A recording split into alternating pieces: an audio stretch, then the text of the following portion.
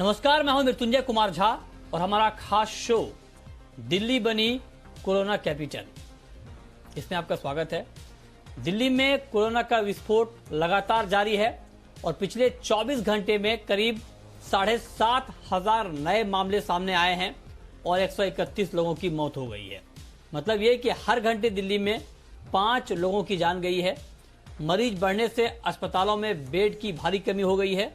केंद्र सरकार दिल्ली की मदद को आगे आई है। उम्मीद है कि हालात जल्द काबू में आएंगे, लेकिन बड़ा सवाल यह है कि आखिर राजधानी में कोरोना का विस्फोट हुआ कैसे। दिल्ली को कोरोना कैपिटल बनाने के गुनहगार कौन कौन हैं, थर्ड वेव आने के क्या बड़े कारण हैं और आगे ये और ना फैले और ना बढ़े, इसके लिए हमें, आपको और सरकार को क्या करना चाहिए। ये बहुत सारे ऐसे सवाल हैं जिसका जवाब ढूंढना बहुत जरूरी है, तभी हम दिल्ली में कोरोना पर काबू पा पाएंगे। तो इस पर हम खास चर्चा करेंगे, लेकिन उससे पहले देखिए ये खास रिपोर्ट।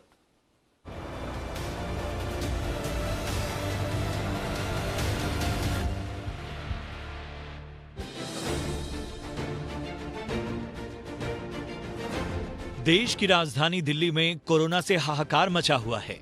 महामारी का वायरस बेकाबू है और रोज मौत के रिकॉर्ड तोड़ रहा है। राजधानी में कोरोना की तीसरी लहर चल रही है, जिससे कोरोना से बचने के सारे उपाय बेअसर साबित हो रहे हैं। राजधानी में कोरोना का ऐसा विस्फोट हुआ है कि पिछले 15 दिनों से दिल्ली कोरोना से बड़ी जंग लड़ रही है। पिछले 15 दिन से दिल्ली में 1 लाख से ज्यादा कोरोना के नए केस मिल चुके हैं, जबकि 1300 लोगों की जान चली गई है। पिछले 24 घंटे में तो कोरोना के करीब 7,500 नए केस सामने आए हैं। इस दौरान 131 लोगों की मौत हुई है, यानी कि हर घंटे 5 लोगों की जिंदगी कोरोना ने निगल ली है।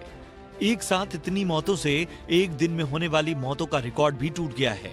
इससे पहले 12 नवंबर को 24 घंटे में 104 मरीजों की मौत हुई थी। वहीं दिल्ली में कोरोना के कुल आंकड़ों की बात करें तो अब तक 5 लाख से ज्यादा लोग संक्रमित हो चुके हैं, जबकि 7,900 से ज्यादा लोगों की जान जा चुकी है। राजधानी में कोरोना की तीसरी लहर बेहद मजबूती से आई है। इसके पीछे बदलता मौसम, प्रदूषण और लोगों की लापरवाही को बड़ा जिम्मेदार माना जा रहा है। कोरोना से महायुद्ध में सरकार की तैयारियों की बात करें, उससे पहले जान लेते हैं कि दिल्ली में कब कब कोरोना का पीक बना। राजधानी में पहला पीक 23 जून को बना, जब 3,947 केस मिले।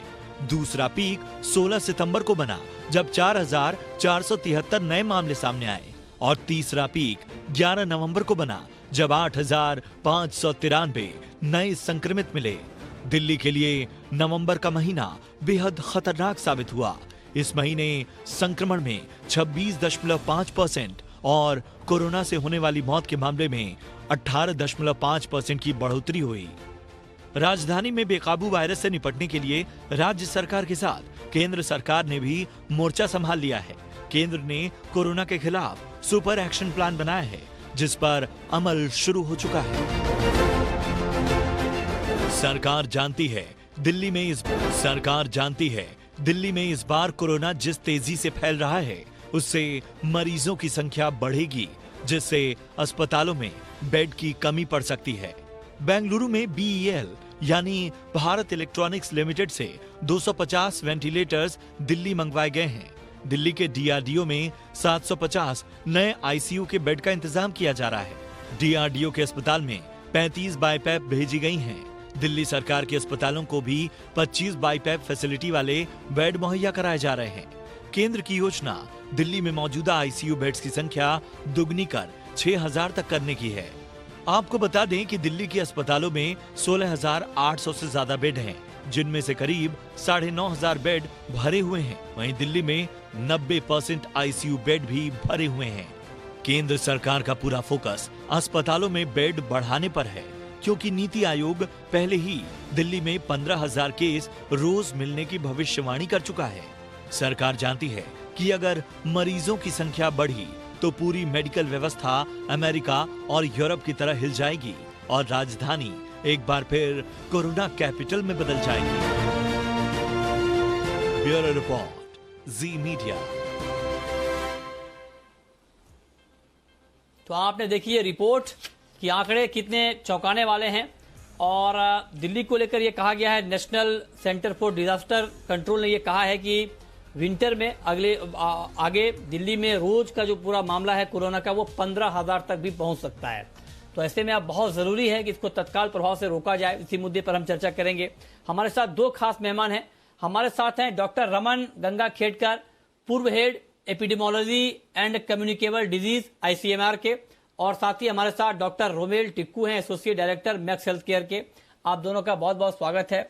मेरा सबसे पहला सवाल डॉक्टर रमन आपसे होगा सर, कि मैं चूंकि आपने बहुत काम किया है एपिडेमिक के ऊपर और इन तमाम मुद्दों के ऊपर, मैं आपसे जानना चाहता हूं कि जो लापरवाही की बात की जा रही है वो तो देश के बाकी इलाकों से भी ऐसी तस्वीर आती है, ऐसी खबरें आती है जहां पर आप लोग मास्क नहीं पहनते हैं, सोशल डिस्टेंसिंग का पालन नहीं करते हैं।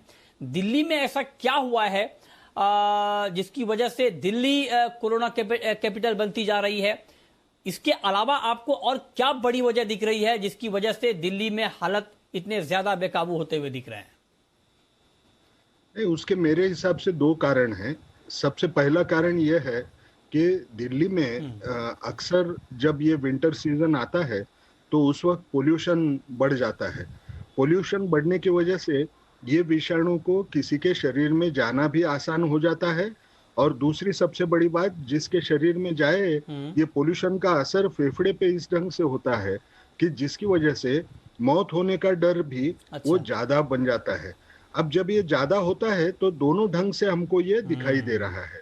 इसके बावजूद आपको ये भी समझना पड़ेगा कि हर जगह पे ऐसे तो नहीं है कि ये विंटर में सिर्फ दिल्ली में ही केसेस बढ़ रहे हैं, लेकिन जो जो भी मेट्रोपॉलिटन सिटीज है वहां वो बढ़ने की आशंका बरकरार रहेगी। अब ये क्यों बरकरार रहेगी? क्योंकि ये अर्बन एरियाज में पॉपुलेशन डेंसिटी बहुत ज्यादा होती है, तो एक इंसान का दूसरे इंसान से नजदीक से संपर्क होना ये बहुत ज्यादा बन सकता है, और ये सीजन फेस्टिवल वाला है इसलिए इसको बढ़ावा मिलेगा। दिल्ली में ये क्यों ज्यादा दिख रहा है? इसका दूसरा मुख्य कारण ये है कि दिल्ली एक ऐसा शहर है, आप अगर दूसरे शहर अगर देखे, बंबई देखे, कलकत्ता देखे या चेन्नई देखे, आपको एक दिखाई देता है कि हर एक के घर के आजू बाजू ही मार्केट उनको मिलता है। लेकिन दिल्ली में मार्केट की जगह एक होती है और सारे लोग उस मार्केट में इकट्ठा होकर खरीदने जाते हैं। तो इसकी वजह से ये होता है कि उसमें सोशल डिस्टेंस का पालन करना कठिन हो जा सकता है। और सबसे बड़ी बात, ये जो हम बोलते हैं कि जहां आप हाथ लगाए वहां दूसरे किसी ने हाथ लगाया होगा और आपने फिर वही हाथ अपने नाक और मुंह को लगाया, तो ये बीमारी लगने का चांस बढ़ जा सकता है। ये चीजें ज्यादा दिल्ली में दिखने का डर उस चीज की वजह से होगा। लेकिन जैसे लोग ये सारे कोविड अप्रोप्रिएट बिहेवियर का पालन करेंगे, जितने ज्यादा लोगों को टेस्ट करके हम आइसोलेट करेंगे, ये जल्द ही कम होगा। ऐसे ही हमने आशा रखना, ये अच्छा रहेगा। जी, ये आपने बहुत अच्छी बात सर बताई, और यही लोगों को समझना बहुत जरूरी है कि आप इसे हल्के में ना लें। पहली बात तो ये, और दूसरी जो महत्वपूर्ण बात आपने बताई वो ये कि दिल्ली में मामले तेजी से बढ़ने के पीछे बड़ी वजह पॉल्यूशन भी है, और आपने कहा कि पॉल्यूशन के रास्ते भी ये आता है, फैलता है, और यही वजह है कि बाकी जगहों के मुकाबले, देश के बाकी इलाकों के मुकाबले दिल्ली के हालात ज्यादा बेकाबू हैं, क्योंकि दिल्ली में पॉल्यूशन भी लगातार बढ़ रहा है, और ये दोहरी मार है दिल्ली के ऊपर, और इसीलिए कोरोना का जो खतरा है वो भी लगातार बढ़ रहा है। अब मैं डॉक्टर टिक्कू आपसे सर ये चीज समझना चाहता हूं, क्योंकि लोगों को ये जानकारी मिल नहीं पाती है, क्योंकि हम तो सिर्फ ये देख पाते हैं कि मामले बढ़ रहे हैं, 7,500 से ज्यादा मामले आ गए, रिकवरी रेट 90% के आसपास है। लेकिन मैं आपसे जानना चाहता हूं, जो कि आप मैक्स के डायरेक्टर हैं, किस तरह के मरीज आ रहे हैं? जो ये मामले बढ़ रहे हैं, जो मान लीजिए 7,500 मामले आए हैं पिछले 24 घंटे में, ये किस तरह के मरीज हैं? क्या ये सीवियर कंडीशन वाले मरीज हैं, क्रिटिकल कंडीशन वाले मरीज हैं, या असिम्टोमेटिक हैं? मतलब इसमें अगर मैं ये जानना चाहूं कि इन 7,500 में से कितने ऐसे मरीज हैं जिनको अस्पताल में भर्ती कराना जरूरी है या उनको कराया जा रहा है, उनका प्रतिशत क्या है? मतलब इसके जरिए मैं ये समझना चाह रहा हूं कि क्रिटिकल पेशेंट कितने आ रहे हैं। देखिए, मेरा मानना यह है कि अभी भी 80% केसेस जो हैं वो एसिम्प्टोमेटिक और माइल्ड हैं, और वैसे भी आधे से ज्यादा केसेस होम आइसोलेशन में हैं, अच्छा। जिन्हें वहीं पर मॉनिटर किया जा रहा है। बट 20% केसेस होते हैं जो मॉडरेट टू सीवियर होते हैं या माइल्ड टू मॉडरेट होते हैं, जिन्हें हॉस्पिटलाइजेशन की जरूरत पड़ती है। अब सिर्फ सिम्टम्स के बेसिस पे नहीं, कोमॉर्बिडिटीज, एज क्या है, रिस्क फैक्टर्स क्या है, उस पर डिसाइड होता है कि किसको एडमिट करें, किसको नहीं एडमिट करें। ज्यादा रिस्क उन्हें होता है जिनकी एज ज्यादा होती है, जिन्हें डायबिटीज होता है, हार्ट डिजीज होता है, या जिनकी सिम्टम्स ज्यादा हो, सांस फूल रहा हो, ऑक्सीजन सैचुरेशन डिप हो रही हो, या ब्लड में इन्फ्लेमेटरी मार्कर्स बढ़ रहे हो, तो उन्हीं को एडमिट किया जाता है। और फिर ये डिसाइड किया जाता है कि इन्हें आईसीयू में रखें, किन्हें जो ज्यादा सीवियर इल हैं उन्हें आईसीयू में रखा जाता है। बट अभी मेजॉरिटी केसेस अभी भी होम आइसोलेशन में हैं, बट हॉस्पिटल्स भी बढ़ रहे हैं काफी ज्यादा। इनफैक्ट आईसीयू बेड्स की कमी हो रही है पूरे दिल्ली में, क्योंकि मॉडरेट टू सीवियर केसेस भी बढ़ रहे हैं अभी। क्योंकि केसेस बढ़ रहे हैं तो obviously percentage of moderate to severe cases भी बढ़ रहे हैं। तो ऐसा नहीं कि सारा माइल्ड ही है, मॉडरेट केसेस भी बढ़ रहे हैं, आईसीयू भी फुल है। और ऐसा नहीं है कि सिर्फ एल्डरली में या कोमॉर्बिडिटीज वाले पेशेंट्स को ही प्रॉब्लम्स निमोनिया हो रही है, यंग लोगों में भी निमोनिया हो रहा है। मेजॉरिटी में माइल्ड टू मॉडरेट है, बट सीवियर भी हो रहा है। मेरे को तो ऐसा लगता है कि 30 से 50 के एज ग्रुप वालों को भी काफी ज्यादा निमोनिया हो रहा है। ऐसा नहीं है कि उन्हें कोई रिस्क नहीं है क्योंकि वो यंग हैं और उनको कोमॉर्बिडिटीज नहीं है। हमने बहुत सारे ऐसे पेशेंट्स भी देखे। तो it's a mixed bag. Young लोगों को भी प्रॉब्लम, बहुत ही यंग जो है 25 से कम, उन्हें ज्यादा प्रॉब्लम्स नहीं है, बट मिडिल एज 40, 50, 60 और कोमॉर्बिडिटीज वालों को ज्यादा प्रॉब्लम होती है। इनफैक्ट एल्डरली बहुत सारे ऐसे हैं जिन्हें माइल्ड डिजीज है, कैंसर सर्वाइवर्स, डायबिटिक्स हैं। तो इसमें कोई रूल फॉलो नहीं कर रही है बीमारी, अलग अलग तरीके से अलग अलग लोगों को इफेक्ट कर रही है। जिनकी इम्यूनिटी बेटर है उन्हें ज्यादा नहीं हो रहा है, जिन कुछ लोगों में इम्यूनिटी ज्यादा है, हाइपर इम्यून रिस्पॉन्स हो रहा है। तो अलग अलग तरह की पिक्चर है। बट बॉटम लाइन ये है कि अगर आपको माइल्ड डिजीज है और आपकी प्रॉपरली मॉनिटरिंग हो रही है घर पे, तो आपको पैनिक करने की कोई जरूरत नहीं है, आपको भागना नहीं है हॉस्पिटल, क्योंकि हॉस्पिटल्स भी अभी काफी ज्यादा प्रेशर में हैं। हॉस्पिटल बेड नहीं है, उन्हीं को हॉस्पिटल में एडमिट करना है जिन्हें बहुत ज्यादा जरूरी है।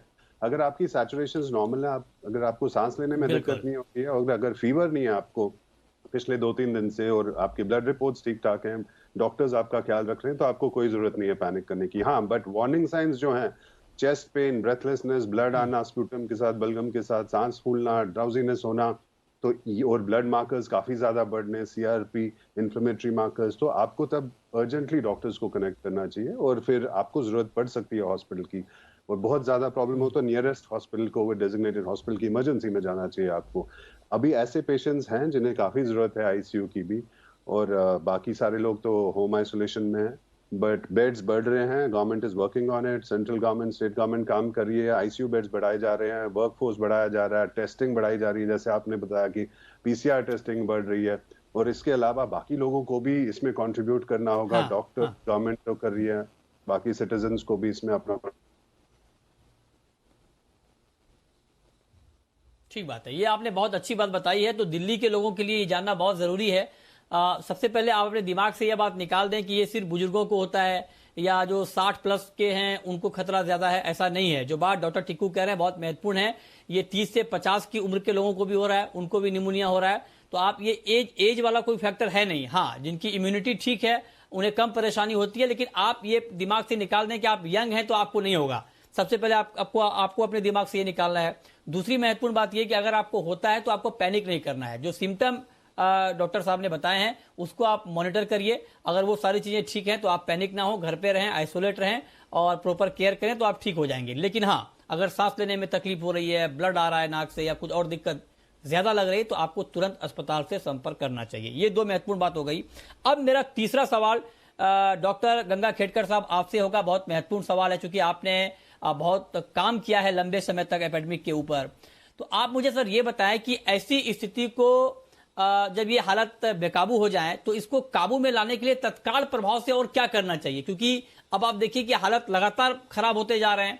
तो अगर जल्द से जल्द काबू में लाना हो तो सरकार के फ्रंट पे, पब्लिक के फ्रंट पे तत्काल प्रभाव से 2-3 महत्वपूर्ण स्टेप क्या उठाने चाहिए?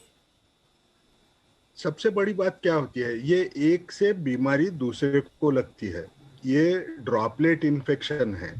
अगर ड्रॉपलेट इन्फेक्शन फैलना नहीं है तो जितने लोगों को ये बीमारी लग चुकी है उनको आइसोलेट करना जरूरी होता है। लेकिन हमको एक चीज का डर कभी भी रहता है, वो डर ये है कि अगर मुझे संख्या कम करना है, सब लोगों को आइसोलेट करना है, तो इसका ट्रांसमिशन कब होता है और कितनी मात्रा में होता है उसके बारे में भी मुझे सोचना पड़ता है।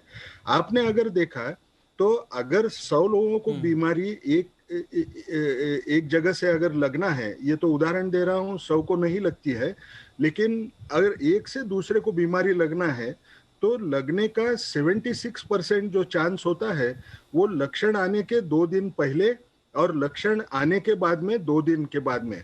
तो तकरीबन ये 4 दिन का समय होता है जिसके अंदर ये इंसान से दूसरे इंसान को लगने का डर होता है।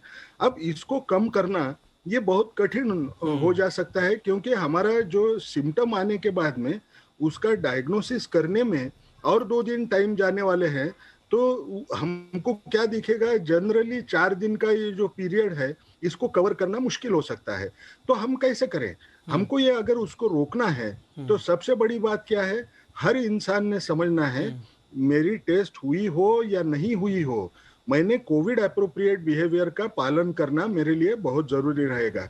मैंने मास्क पहनना है, हाथ बार बार धोना है, सेफ डिस्टेंस का पालन करने की पूरी से पूरी कोशिश करना चाहिए, ये समझना बहुत जरूरी है।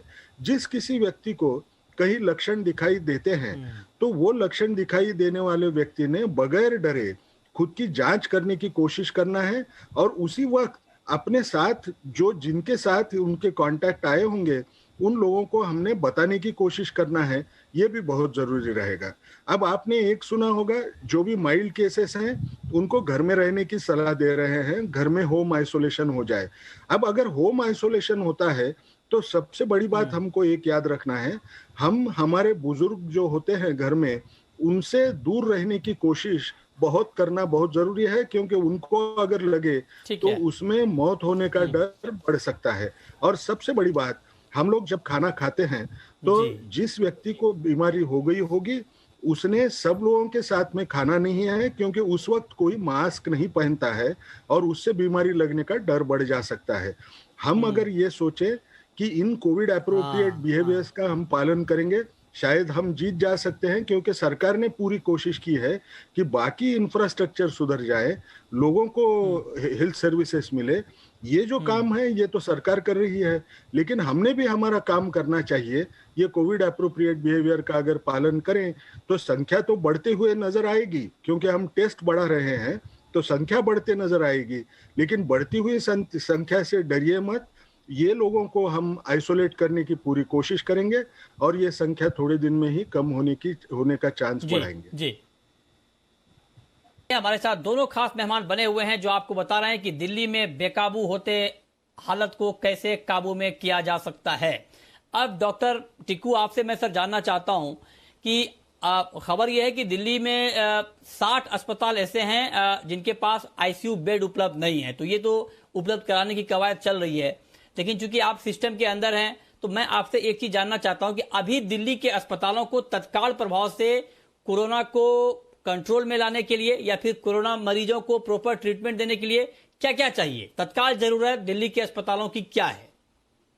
देखिए, अभी जो जरूरत है वो है आईसीयू बेड्स बढ़ाने की, क्योंकि उसकी कमी हो रही है। बाकी बेड्स तो फिर भी अवेलेबल हैं माइल्ड टू मॉडरेट केसेस के लिए। सीवियर केसेस जिन्हें आईसीयू की वेंटिलेटर की जरूरत है उनके लिए बेड्स बढ़ाने होंगे, और गवर्नमेंट इस पे काम कर रही है। 750 बेड बढ़ाए जा रहे हैं। बाकी हॉस्पिटल्स में भी 80% आईसीयू बेड्स रखे गए हैं। तो जैसे जैसे केसेस बढ़ते जा रहे हैं गवर्नमेंट स्टेप्स ले रही है आईसीयू बेड्स बढ़ाने की। और अभी जो इमीडिएट नीड है वो यही है कि हम आईसीयू बेड्स बढ़ाएं, मैन पावर और बढ़ाएं, डॉक्टरों को और लाएं, क्योंकि जैसे केसेस बढ़ रहे हैं बहुत ज्यादा जरूरत है कि हमें बेड्स और डॉक्टरों की जरूरत पड़ेगी, और वो हो रहा है। उसके अलावा जैसे डॉक्टर साहब बता रहे थे, testing has to be increased. Test हमें बहुत बढ़ाने होंगे। हम रैपिड टेस्ट भी कर रहे थे बहुत ज्यादा, और अब हमें पीसीआर भी बहुत ज्यादा करने होंगे।